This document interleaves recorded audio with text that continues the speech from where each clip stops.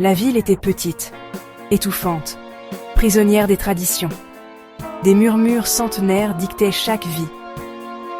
Le dimanche, c'était l'église, silencieuse et jugeante.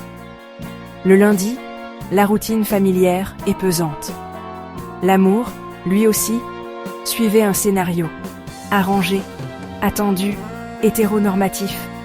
La ville avait toujours été ainsi, immuable, inflexible, jusqu'à ce que Gabriel et Noah osent rêver autrement.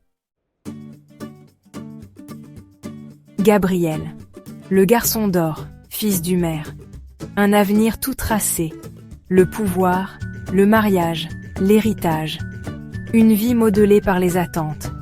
Il se sentait asphyxié. Noah, fils d'artisan, les mains calleuses, l'esprit libre. Il insufflait la vie au bois, sculptant des rêves avec ses outils. Il aspirait à l'acceptation. Il vivait dans des mondes différents, séparés par des murs sociaux, pourtant reliés par une même soif de quelque chose de plus. La berge, leur sanctuaire, où les saules pleuraient et l'eau murmurait des secrets. Gabriel, en quête de réconfort.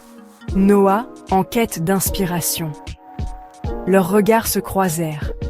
Une étincelle, soudain, indéniable.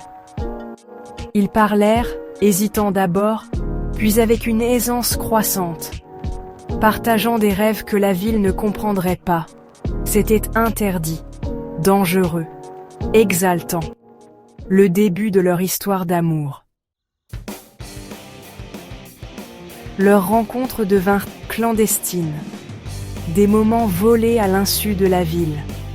Un frôlement de mains en allant chercher de l'eau au puits. Des rires partagés sous prétexte de parler menuiserie. Des regards furtifs à travers la place du marché bondé. Leur amour, une rébellion murmurée. Chaque regard volé, chaque rencontre secrète nourrissait leur amour, le rendant plus fort, plus puissant, plus dangereux. Chapitre 5. Les murmures se changent en rugissements. Les secrets ont une façon de refaire surface.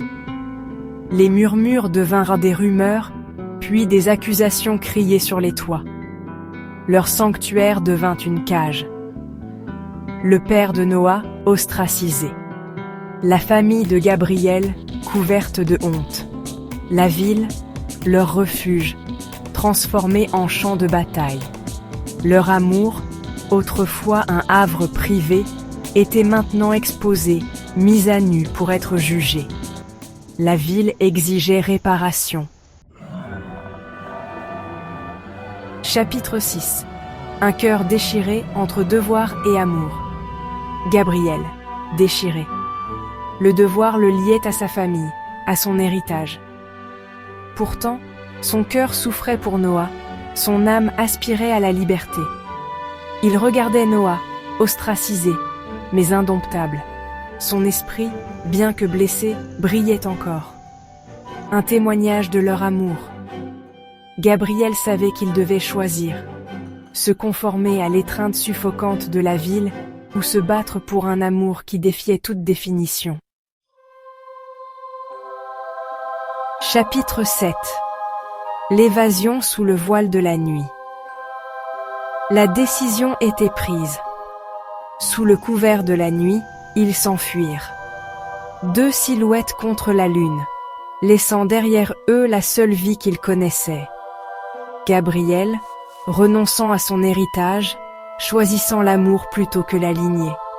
Noah, sa main dans celle de Gabriel, leurs doigts entrelacés, symbole de défi. Leurs pas résonnaient dans la nuit silencieuse, témoignage de leur évasion. Une promesse d'un avenir libre de tout jugement. Chapitre 8. Une nouvelle aube, une nouvelle ville. La ville les accueillit. Une symphonie de bruit, un kaléidoscope de visages. Un endroit où leur amour pouvait s'épanouir sans crainte, sans contrainte. Ils trouvèrent du réconfort dans l'anonymat. Leur amour, un phare dans l'étendue urbaine. Plus de murmures, plus de jugement, juste la liberté d'être. La ville, vaste et indifférente, leur offrait une toile vierge, une chance de peindre leur propre avenir, liés uniquement par leur amour. Chapitre 9. Un amour libre de chaînes. Des années plus tard, leur amour demeurait. Plus fort, plus profond, témoignage de leur courage. Ils construisirent une vie ensemble, brique par brique, rêve par rêve. La ville des murmures s'estompa dans un lointain souvenir. Un rappel des chaînes qu'ils avaient brisées, de la liberté qu'ils avaient conquise. Leur histoire d'amour était murmurée au vent. Un témoignage de la puissance du choix, du triomphe de l'amour sur la tradition. Une histoire d'amour pour l'éternité.